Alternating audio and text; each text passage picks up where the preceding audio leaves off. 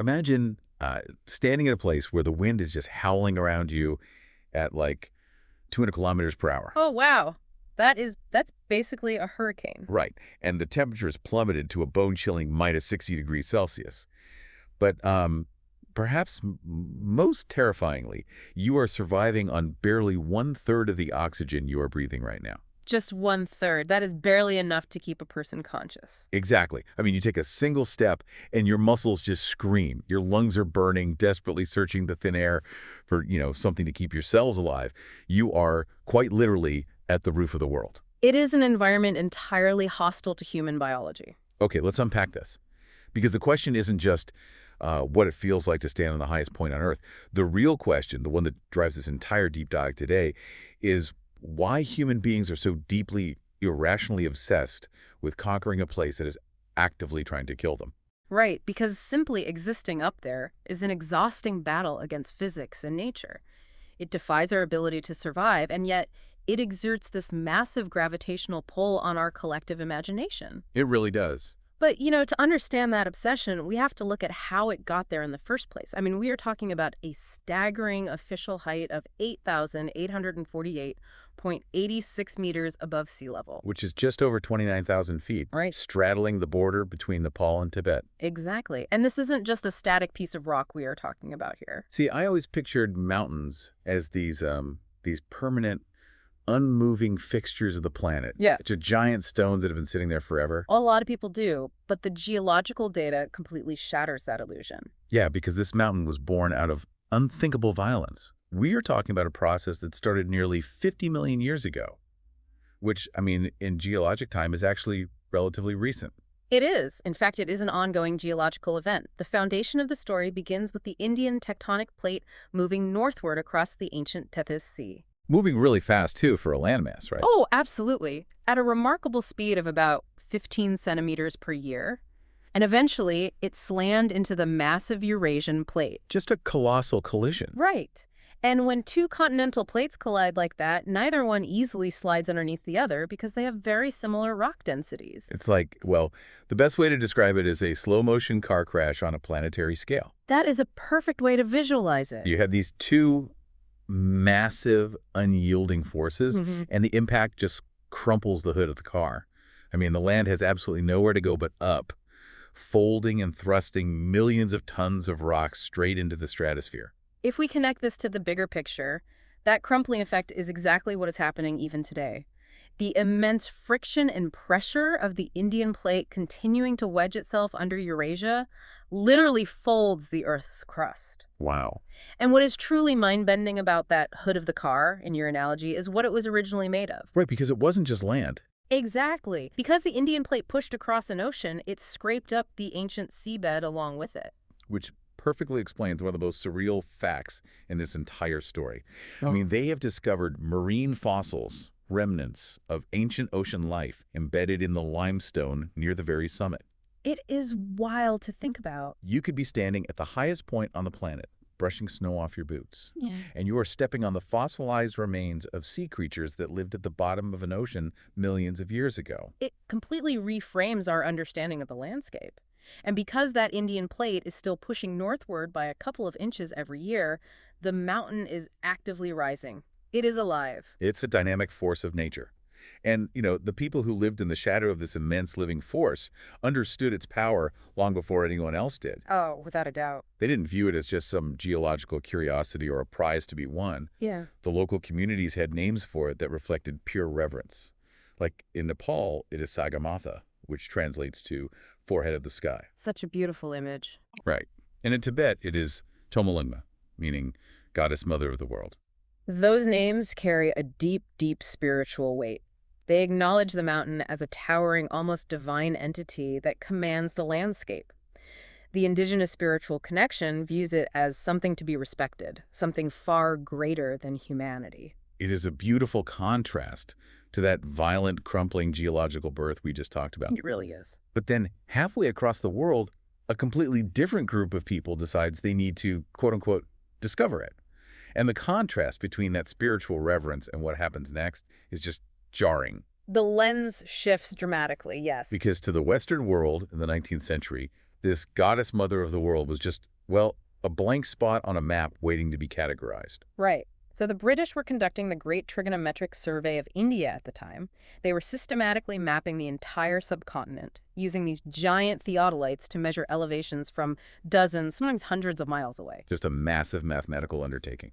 Exactly. And in 1856, after years of calculations, they finally identified one specific distant peak as the highest point on Earth. And their grand poetic name for this majestic, awe-inspiring peak, Peak XV, like the Roman numeral 15. A distinctly less poetic designation. I mean, they looked at a literal deity and slapped a file folder label on it. It represents classic Western scientific categorization, you know. They were taking a massive dynamic force of nature and reducing it to a data point on a grid. It gets so much worse, though, because they eventually decide Peak XV just isn't catchy enough, so they rename it Mount Everest. Right, in honor of Sir George Everest. Yeah, a former British Surveyor General of India. Yeah. And the kicker, Sir George Everest never actually saw the mountain that bears his name. He really didn't. I'm sorry, but that is the ultimate group project freeloader move. I mean, the man didn't do the math, he never set eyes on the peak, and he still got his name permanently stamped on the ultimate geographical prize for all of human history. Well, he was actually quite reluctant to have his name used, precisely because it couldn't be written or pronounced easily by the local populations. Oh, really? Yeah, but your frustration touches on a very real theme here, which is ownership. By calculating its exact height and naming it after a Western official, the survey was essentially claiming intellectual ownership of the landscape. They took a spiritual monolith and turned it into a metric. Exactly. And once you attach a record-breaking metric to something, human nature pretty much dictates the next step. Oh, for sure. If it is the tallest, someone is going to become obsessed with conquering it. We just can't let the highest point on Earth sit there unbothered. It is human nature. Which leads us directly into the early 20th century, where people actually start trying to climb this thing. Yeah. And here's where it gets really interesting, because we have to set the scene. The sheer audacity of these early climbers is just hard to fathom. We are talking about the 1920s. There are no modern advantages whatsoever. No satellite navigation. No highly accurate weather forecasts pinging to a smartphone. No lightweight synthetic materials. None of that. They were walking into freezing temperatures, avalanches, and severe oxygen deprivation, wearing, like, tweed jackets and wool sweaters. And leather boots with iron nails driven into the soles for grip. It is insane. They were practically blind and unprotected compared to today's climbers. Which is what makes the 1924 British expedition so legendary and honestly so haunting. George Mallory and Andrew Irvine made a push for the summit. Right, the famous mystery. Yes. They were spotted through a telescope by a teammate high up on the mountain's ridges moving toward the top. And then the clouds rolled in, and they disappeared. Neither man returned. No, they didn't. And then, in 1999, an expedition actually found Mallory's body, perfectly preserved in the freezing conditions. But the massive mystery still remains. Did they reach the top before they died? Historians are still debating it to this day. I mean, part of me thinks that if definitive proof is ever found, like, say they find Mallory's missing camera, and it shows a picture from the summit, does that change the legacy of Hillary and Norgay? Does history care about who survived or just who got there first? What's fascinating here is that this is the eternal debate in mountaineering. The mystery itself is what captures our imagination. But in the professional climbing community, the consensus usually leans towards survival being a prerequisite for a successful ascent. Because reaching the summit is only halfway. Right, you have to make it back to tell the tale. But the Mallory mystery shouldn't overshadow what actually happened on May 29th, 1953. When New Zealand climber Edmund Hillary and Nepali Sherpa Tenzing Norgay officially reached the summit and safely descended. Exactly. You know, Hillary usually gets the lion's share of the historical spotlight in Western textbooks. But looking at the actual mechanics of that 1953 expedition, his success was entirely inextricably linked to Norgay and the broader Sherpa community. Absolutely. Their victory wasn't a solo conquest at all. It was a true triumph of collaboration. Tenzing Norgay wasn't just a helper, he was an equal partner with immense technical skill and experience. And the physical adaptation is a huge part of that too, right? Oh, definitely. The Sherpa people have lived at high altitudes for generations. Genetically and physiologically, their bodies have adapted to utilize oxygen much more efficiently than lowlanders. That is incredible. Their cellular metabolism is uniquely suited for this extreme environment. Hillary's achievement simply does not happen without the indispensable expertise, labor, and physiological resilience of the Sherpa climbers. They basically proved that surviving this environment requires a massive cooperative effort. And while it is easy to romanticize those historical figures looking stoic in black and white photographs, the physical reality of what they survived is terrifying. It really is. And it's a reality that hasn't changed. Modern climbers might have high-tech synthetic down suits and supplemental oxygen, but they are still facing the exact same mountain. Yes, technology has not tamed the environment. To truly grasp why climbing this mountain is so dangerous, we have to look at the physiological mechanics of the journey today. Because it is far more than just a steep, cold hike. It is a physiological nightmare. I mean, just getting to the starting line is a logistical hurdle. The route usually starts with a flight from Kathmandu into Lukla. Which is widely considered one of the world's most perilous airstrips. Yeah, it's basically carved into the side of a mountain with a runway that just drops off a cliff. And from there, you have to trek through villages like Nanshe Bazaar, Tengbosch, Dingbosch, and Gorak Shep just to reach base camp. And you cannot sprint through that trek. If you took a perfectly healthy person from sea level and dropped them directly at base camp, they would likely fall into a coma and die within hours. Wait, really? Just at base camp? Yes. The human body is simply not designed to function when the air pressure drops that drastically, that quickly. So how does the body actually cope with that? How do climbers force their biology to adapt over those weeks of trekking? It is a grueling process called acclimatization. As the air thins, your lungs take in less oxygen with every single breath. Okay. So your kidneys sense this oxygen starvation, and they release a hormone called erythropoietin. This signals your bone marrow to produce more red blood cells. So your body is desperately trying to build more vehicles to carry whatever tiny amounts of oxygen it can find. Exactly. But there is a massive catch. As you pack your blood with more red blood cells, the blood itself becomes thicker. It literally turns into a viscous sludge. Oh, wow. Sludge blood. Yes. And your heart has to work incredibly hard just to pump it through your veins, which elevates your resting heart rate. So your body is basically cannibalizing its own efficiency just to keep the lights on. That is a great way to put it.